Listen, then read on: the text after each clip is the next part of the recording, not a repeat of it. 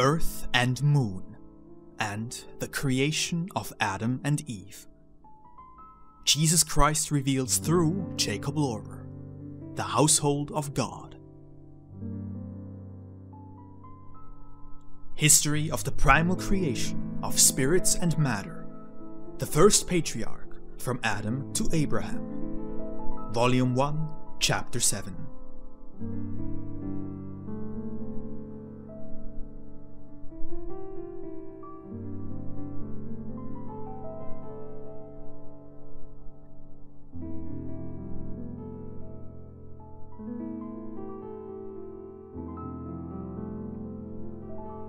Thus spoke the Lord to me, Jakob Lorber, and within me for everyone, and that is true, faithful, and certain.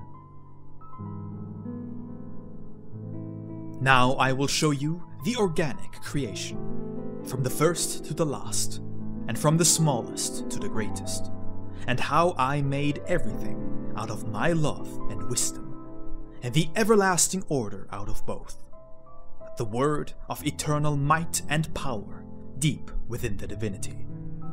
And behold, there does not exist anything in all the spaces of infinity, be it great or small, that was not made thereby.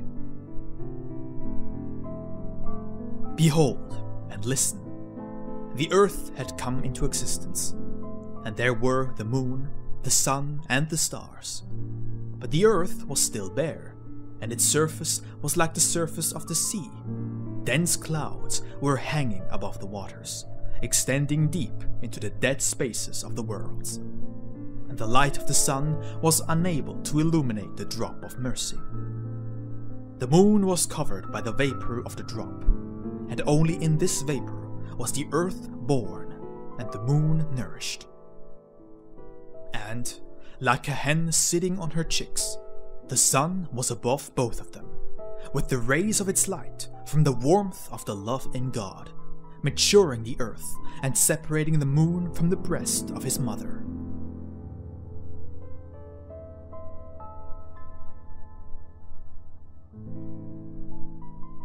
Thereupon the dense clouds parted and settled upon the stillness of the poles.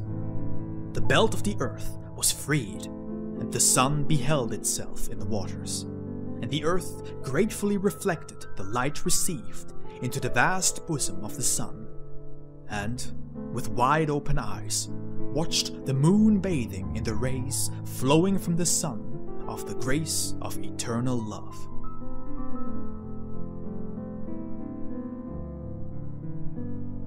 Behold, and continue to listen. The earth was content, for she was filled with the love of mercy, and saw her darling, the moon, revolve briskly around her. Love swelled her wide bosom with the breath of mercy, as if she wanted once more to hand the child her breast, filled with the milk of grace. But the milk coagulated through the warmth of merciful love, and became firm land, towering above the seas. The seas sank back into the depths, and were like the water that separates from the coagulated milk, to appease the indwelling wrath through the salt of grace, by the mercy of love out of God, in all power and might.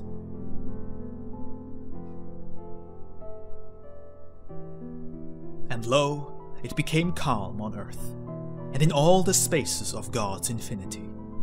And for the first time, eternal love fully descended to the earth, and in its almightiness and power breathed across the surface of the earth. This breath was an endless abundance of thoughts in living form of all kinds for the future salvation of the lost.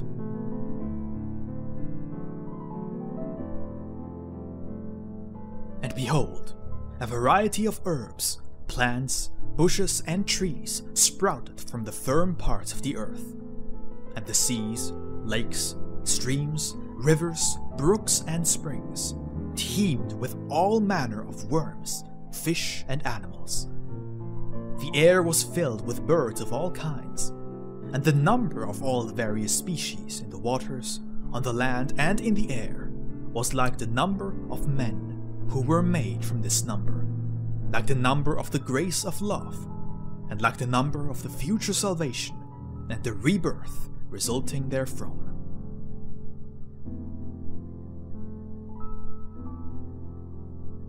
Behold and comprehend what, until now, no one has beheld and comprehended.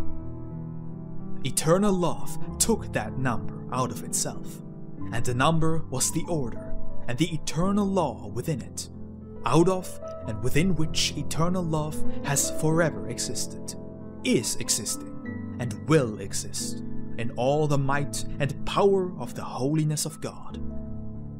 It took clay, like the cream of the coagulated milk, and with the hand of its might and the hand of its power, according to the number of its order, formed the first man, and breathed into his nostrils the breath of life. The breath became a living soul within him, and the soul fully pervaded the man, who was made in accordance with the number of the order from which all the spirits had been made, just as the worlds in the spaces of infinity, the earth and everything thereupon, and the moon and the sun were made.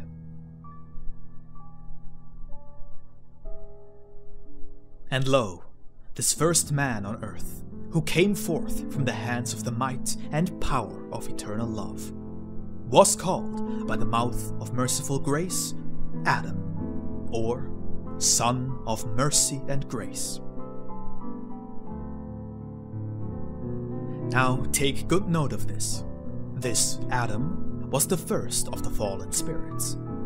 It was not revealed to him who he was, and since he did not recognize himself and could not find anything that was like him, he grew bored. And behold, imperceptible to the still blind eyes of his soul, eternal love breathed on him, and for the first time he fell asleep within the sweetness of merciful love, whereupon merciful love formed within the heart of Adam, as though in a pleasant dream, a figure similar to himself, and of great charm and beauty.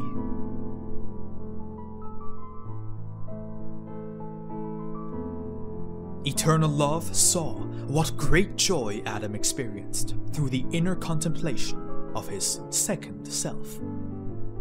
Then merciful love touched him on the side where he had been given a heart, similar to the heart of the divinity, for the reception of love and life from the love in God. Thereby it took away his self-love, in order to prepare a dwelling place for itself through the future law of merciful grace. Adam's self-love, which delighted him so, was set outside of him in a material body, and it was called Kaiba, or as you are used to say nowadays, Eve.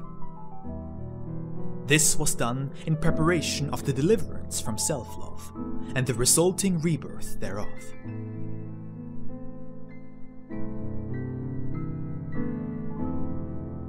And behold, merciful love touched and awakened him for the contemplation of his self-love outside of himself, and saw that he delighted greatly in the contemplation of his love outside of himself, cheerful beyond all measure. This love, which was now called Eve, took pleasure in the man Adam as well, bent towards him, and followed his every movement. And behold, eternal love addressed Adam for the first time. Adam, and he spoke for the first time.